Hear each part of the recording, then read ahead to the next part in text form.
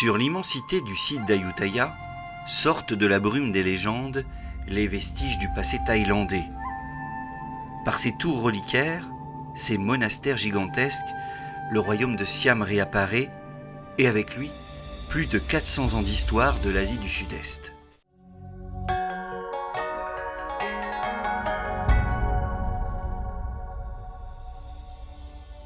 Au début du XIVe siècle, dans le sud-est de l'Asie, la civilisation khmère est en déclin, et la lutte pour le pouvoir, en conséquence, s'aiguise entre deux villes, Lopburi et Suphanburi. C'est à cette même époque, selon la légende, qu'un prince du nom d'Utong, littéralement berceau en or en thaïlandais, s'affirme en tant que brillant chef militaire. Ce riche marchand aurait permis aux deux villes rivales de s'entendre par le fait qu'il aurait épousé une princesse de l'une et de l'autre cité, mais aussi par son intelligence permettant le rapprochement culturel et religieux des populations de la vallée de la Chao Phraya.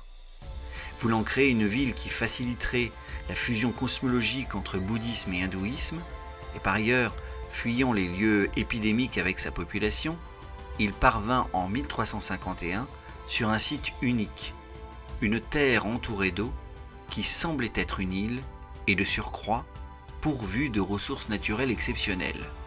Pour lui, c'était clair, il était parvenu au centre, jusqu'à l'océan du monde, et l'allégorie du mont Meru, foyer des dieux, se trouvait face à lui.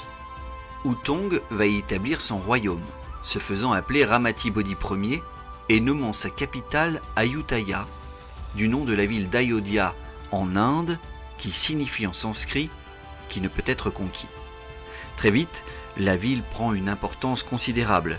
Sa situation est plutôt enviable. Sur le plan stratégique, Ayutthaya est située au nord du golfe de Siam, assez loin pour éviter les attaques des navires de guerre étrangers ou la piraterie, mais assez proche pour que les navires de commerce puissent y accéder en remontant le cours inférieur de la Chao Phraya. Les travaux réalisés très tôt sur le site vont faciliter son expansion. La ville est quadrillée de routes, de canaux et entourée de douves. Elle est transformée en une île véritable.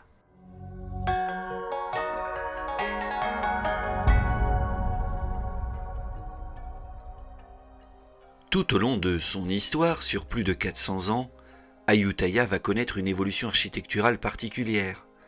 Si les premières constructions sur le site sont caractérisées par une empreinte aux influences extérieures, au fur et à mesure du temps, la cité va développer un style original, marqué à la fois par l'hindouisme et le bouddhisme. Pour les premiers temples érigés lors de la construction de la capitale, ou modifiés alors, ils ne sont pas sans rappeler les modèles d'Inde ou du Sri Lanka. À Wat Tamikarat, les 50 statues de lions, d'influence khmère, gardiens des lieux, évoquent celles des félins du XIIIe siècle du site de Bayonne en Angkor. La tête de Bouddha en bronze retrouvée sur le site et désormais exposée au musée de Chao Phraya en est un autre exemple. Les premières tours bâties à Ayutthaya, les prangs, sont aussi plus petites, car le matériau utilisé au départ est le grès. Peu à peu, les Thaïs vont développer dans leur capitale une conception particulière du bâti, en particulier pour les temples. L'argile ou la latérite remplace les blocs de grès, ce qui permet d'élever les tours et de leur donner une forme plus élancée. De même, les bâtiments sont recouverts de stucs et de feuilles d'or. Par ailleurs, les complexes religieux se distinguent par la création de deux espaces. D'une part, on trouve le Putawat pour les espaces dédiés à Bouddha, qui comprennent un tumulus funéraire et reliquaire, désigné sous le nom de Chedi, une pièce pour l'ordination des prêtres appelée Ubosot, et une salle pour vénérer la statue de Bouddha, accessible tout autant aux laïcs qu'aux religieux, nommé le Vihara. D'autre part, s'y trouve le Sangawat. Ces espaces sont exclusivement réservés aux moines. Sur le site d'Ayutthaya, la dimension symbolique est très prégnante jusque dans la conception des bâtiments.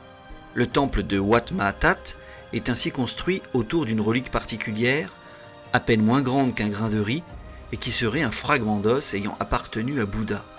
Conservé avec de l'essence de santal, il est découvert en 1956 dans la crypte du temple, dans un bloc de 3 mètres fermé par une lourde dalle. Dans le traité Thaï des 3 mondes, le temps, l'espace et la vie humaine sont caractérisés par des cycles de réincarnation. L'univers est une série d'océans et de montagnes organisés en cercles concentriques, avec au centre le mont Meru, la demeure des dieux. Les temples à Ayutthaya sont les allégories de cette montagne sacrée et sont entourés d'un mur de briques et d'eau pour correspondre à la cosmologie bouddhique et hindoue. Les Chedi, eux-mêmes, sont à l'image de Bouddha. La base correspond à son trône, la terrasse à ses jambes, la coupole à son torse, l'armica à sa tête et l'aiguille qui la surplombe représente l'illumination. L'ensemble signifie donc également le chemin qui mène de l'enfer des désirs à l'accomplissement ultime. Cette ascension initiatique ainsi symbolisée se retrouvait également dans la structure des toits des temples, emboîtés les uns sur les autres et rappelant le mandala. L'intérieur des bâtiments était dans cette continuité. Des peintures évoquaient la vie de Bouddha et le plafond était souvent dans les viharas la représentation du cosmos. Les feuilles d'or qui recouvraient nombre de bâtiments mais aussi les statues, ou encore pour certains tout l'intérieur, comme dans le temple royal plus récent de Viharaluang, allaient dans le même sens. Elles signifiaient le corps toujours illuminé par la gloire de Bouddha, sa pureté. Dans cette symbolique, le roi prenait toute sa place.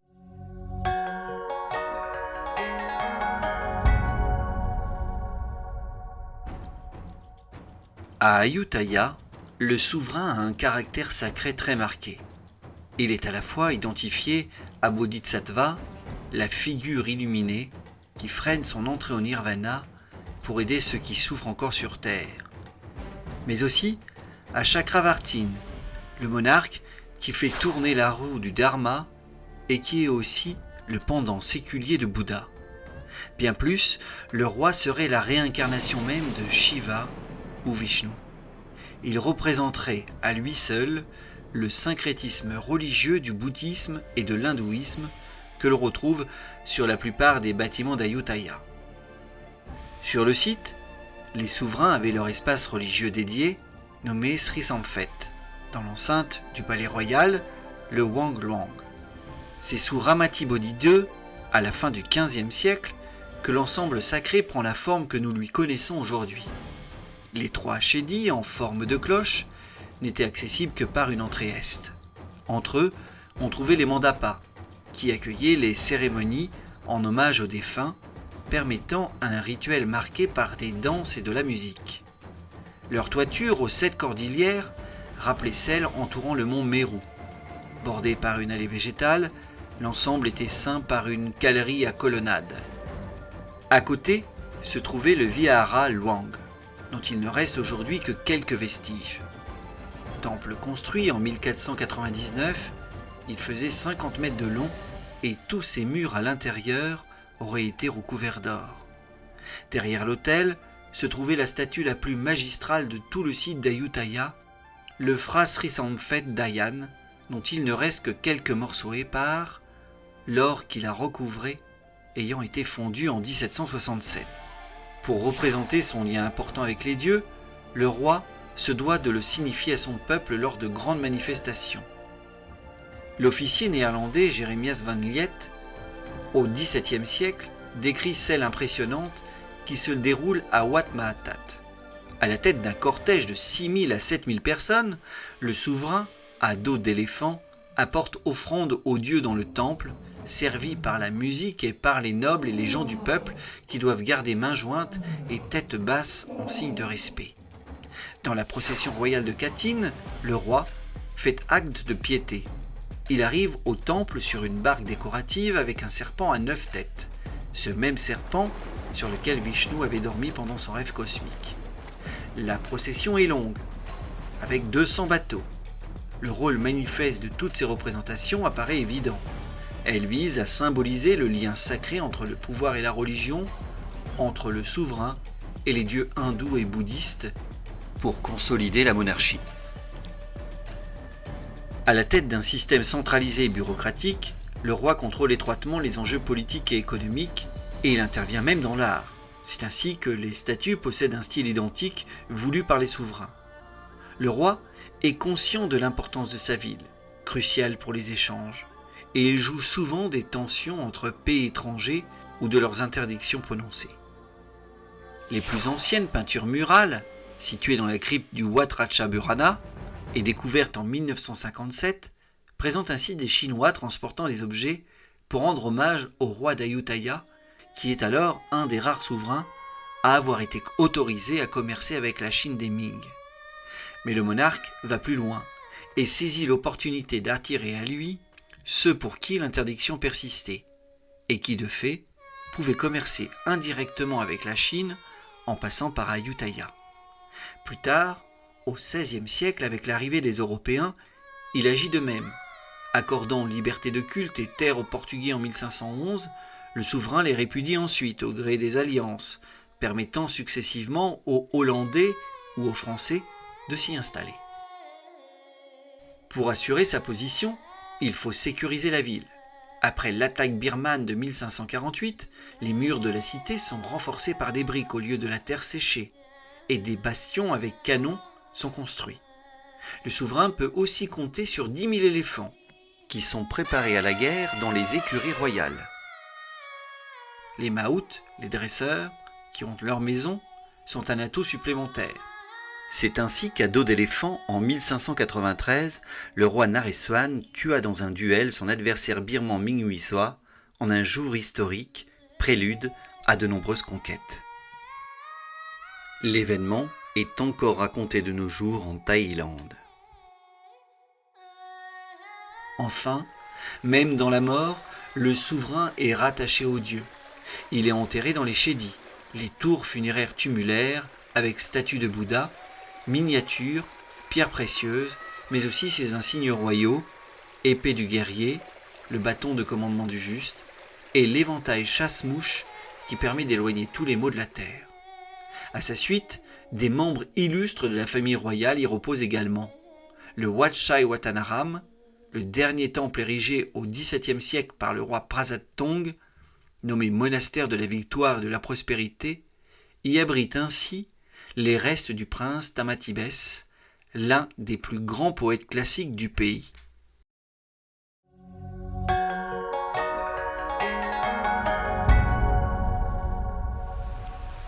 En 1767, alors que la cité d'Ayutthaya est assiégée par les Birmans souhaitant reprendre le contrôle du commerce, un corbeau s'envole au-dessus d'un des stupas de Wat Charaburana et il s'empale sur une aiguille en fer.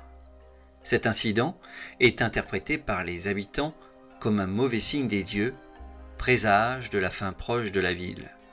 Le 7 avril 1767, c'est l'assaut ultime. Les Birmans parviennent à creuser des tunnels sous les murailles et placent des explosifs. Dans le feu, la torture, les exécutions, les lieux sacrés sont profanés. Des milliers de captifs siamois sont envoyés en Birmanie où ils deviendront esclaves. Avec la disparition de ces hommes et de ces femmes, c'est tout un art et une culture qui va être presque anéanti en quelques mois. Car Ayutthaya avait su développer une esthétique toute particulière, à la fois dans les arts majeurs comme dans ceux plus éphémères. L'excellence de sa statuaire d'abord. Beaucoup d'éléments lapidaires vont voir leur or fondu.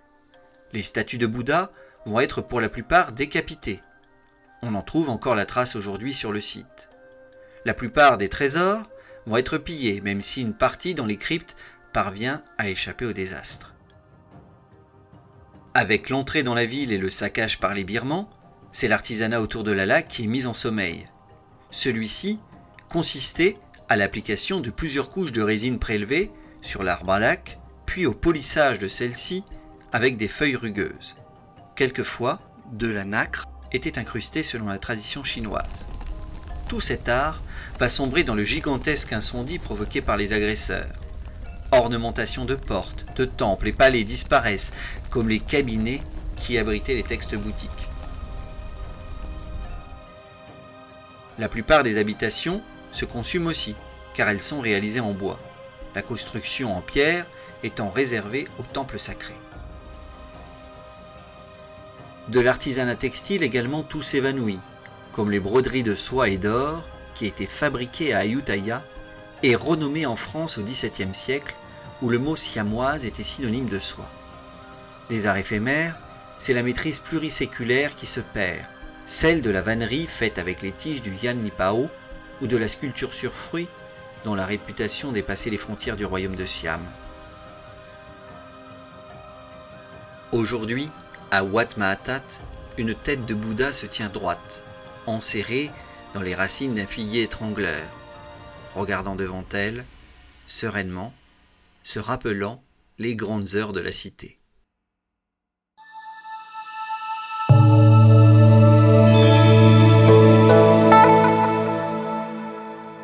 Ayutthaya a marqué l'histoire de l'Asie du Sud-Est durablement. Pour les Européens du XVIIe siècle, 3 grandes civilisations dominaient l'Asie, l'Inde, la Chine et Ayutthaya. À la suite de la destruction de la ville par les Birmans, 80 km plus au sud, une cité traversée par de nombreux canaux va être construite sur le modèle d'Ayutthaya. Cette cité, Bangkok, est aujourd'hui la capitale de la Thaïlande.